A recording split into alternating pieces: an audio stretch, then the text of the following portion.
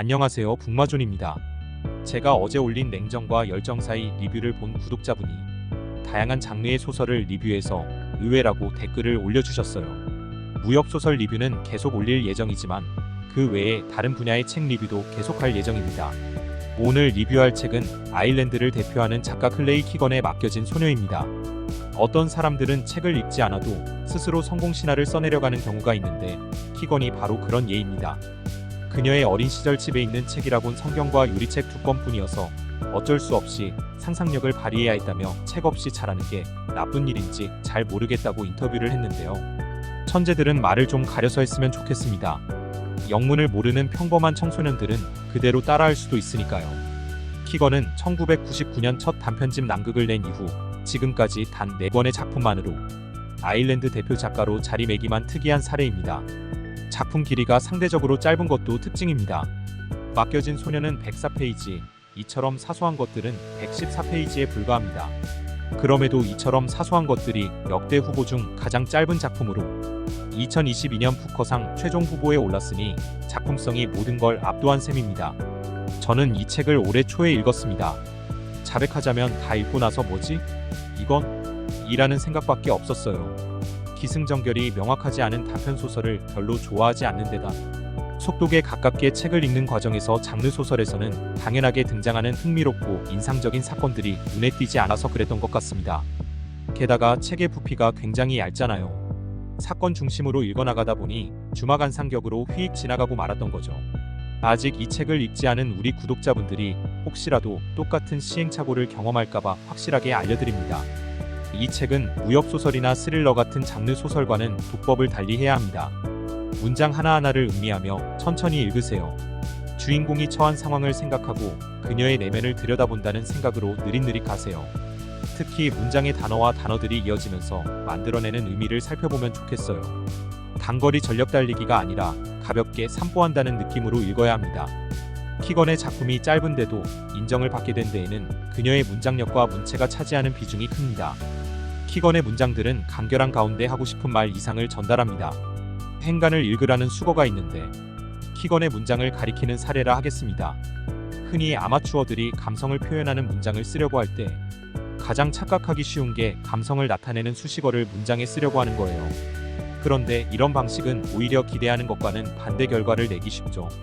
단어를 아끼면서 행간의 의미를 은폐하는 방식으로 써야 하는데 이게 생각처럼 안 된다는 게 문제입니다. 타고난 글쓰기 능력일 수도 있고 오랜 동안 노력해야만 얻을 수 있는 경험의 산물일 수 있지요. 키건과 비슷한 방식으로 글쓰는 작가가 무라카미 하루키라고 생각합니다. 아빠가 한 번도 내 손을 잡아준 적 없었지만 킨셀라 아저씨는 내 손을 잡아주었다. 입 다물기 딱 좋은 기회를 놓쳐서 많은 것을 잃는 사람이 너무 많아. 물은 정말 시원하고 깨끗하다. 아빠가 떠난 맛, 아빠가 온 적도 없는 맛, 아빠가 가고 아무것도 남지 않은 맛이다. 작품을 읽으면서 기억에 남았던 인상적인 문장들입니다. 작가의 문장력이란 과연 다르구나 싶었습니다. 맡겨진 소녀의 무대는 1981년 아일랜드의 시골 마을입니다. 작가가 이 시기를 택한 이유는 당시 경제 침체로 어려웠던 아일랜드의 시대 상황을 반영하기 위해서였습니다. 이러한 시대적 배경은 소녀를 다른 가정에 맡기는 상황에 설득력을 부여합니다. 소녀의 이름과 나이는 정확하게 드러나 있지 않은데 가족 내에서 소녀가 정체성을 상실하고 있는 상태와 새로운 환경에서의 적응 과정을 강조하려는 작가의 의도로 보입니다. 이야기 내내 소녀의 이름이 한 번도 언급되지 않는 상황은 이러한 추측을 뒷받침합니다. 소녀의 위로는 2명의 언니, 아래로 남동생이 1명 있고 5번째 아이의 출산이 임박해 있습니다. 부부가 전력을 다해도 4명의 자식들 뒷바라지가 될까 말까인데 소녀의 아버지는 집안 살림과 육아에 별로 관심이 없어 보입니다. 어쩔 수 없이 소녀의 부모는 소녀를 잠시 친척집에 보내기로 합니다. 소녀를 만난 킨셀라 아저씨 부부는 소녀가 한 번도 겪지 못한 새로운 세상을 선사합니다. 소녀를 배려하며 따뜻하게 보살펴 줌으로써 진정한 가족의 의미를 알려주고 소녀의 내면에 큰 변화의 물결을 일으킵니다. 킨셀라 아주머니는 소녀의 머리를 빗겨주고 소녀가 긴장한 나머지 밤에 오줌을 싸도 혼내지 않고 너무 습한 방에 아이를 재웠다며 자신의 실수를 탓합니다. 아저씨는 소녀에게 우편함까지 달리게 한 후 시간을 재주기도 하고 인생을 살며 명심해야 할 일들을 알려줍니다. 사실 부모로서 당연히 해야 할 일인데 소녀의 가정에서는 단 한 번도 경험하지 못한 일들이기에 의미가 되는 겁니다. 소녀는 이웃에 사는 부인을 통해 킨셀라 아저씨 부부 아들이 사고로 죽었으며 이 집에 와서 입었던 옷들이 죽은 아들의 옷이라는 사실을 알게 됩니다. 어쩌면 킨셀라 아저씨 부부의 유별난 사랑은 아들에 대한 추억과 회한에서 이루어진 것인지도 모릅니다. 몇 개월 동안 소녀는 집에서는 느끼지 못했던 안정감을 느끼며 행복한 시간을 보내지만 이별의 날은 어김없이 찾아옵니다. 집으로 가기 며칠 전 소녀는 우물에 빠져 감기에 걸립니다. 집으로 돌아온 소녀는 자신이 우물에 빠졌었다는 사실을 부모에게 말하지 않습니다. 그 이유는 여러 가지로 해석할 수 있지만 가장 큰 이유로 소녀의 아버지가 화를 내고 그 불똥이 킨셀라 아저씨 부부에게 튈 수 있다는 우려 때문으로 보입니다. 바로 이 점이 의미심장한데요. 소녀가 말을 해야 하는 상황에서 침묵을 유지한다는 것은 킨셀라 아저씨의 가르침을 실천한다는 뜻이자 그녀가 내면적으로 한 차례 성장했다는 의미이기 때문입니다. 이별을 앞두고 마지막 장면에서 소녀의 행동을 묘사하는 문장이 있습니다. 아빠, 내가 그에게 경고한다. 그를 부른다. 아빠. 이 마지막 두 문장이야말로 이 소설의 모든 이야기를 갈무리하고 있는 핵심입니다.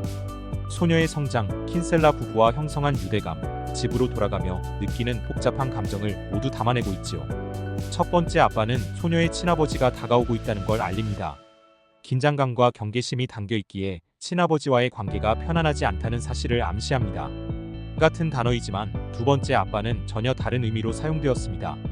이 아빠는 킨셀라 아저씨를 향한 애정 어린 호칭으로 소녀가 아저씨를 진정한 아버지로 여기고 있음을 나타냅니다. 킨셀라 아저씨 집에 머물면서 정서적으로 성장하고 자아를 찾게 되면서 자신의 감정을 표현하고 선택할 수 있는 능동적인 주체로 성장했다는 사실을 보여주는 장면이기도 하죠. 맡겨진 소녀의 영어 원제목은 허스터로 양육하다, 보살피다라는 의미입니다. 제목을 통해 소녀가 다른 가정에 맡겨지면서 진정한 양육과 가족의 의미를 알게 된다는 주제를 함축적으로 드러내고 있습니다. 키건은 소녀의 시선을 통해 가족의 의미를 재정의합니다. 혈연 관계가 아니지만 킨셀라 아저씨 부부와 소녀 사이에 형성되는 유대감은 가족의 본질이 무엇인지에 대한 질문을 던집니다. 이러한 질문은 소녀가 친아버지를 경계하고 킨셀라 아저씨를 아빠라고 부르는 마지막 장면에서 한 번 더 강조됩니다.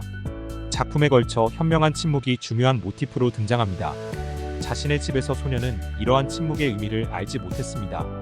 킨셀라 아저씨와의 대화를 통해 많은 말보다 상황을 고려한 침묵이 훨씬 현명한 선택임을 알게 됩니다.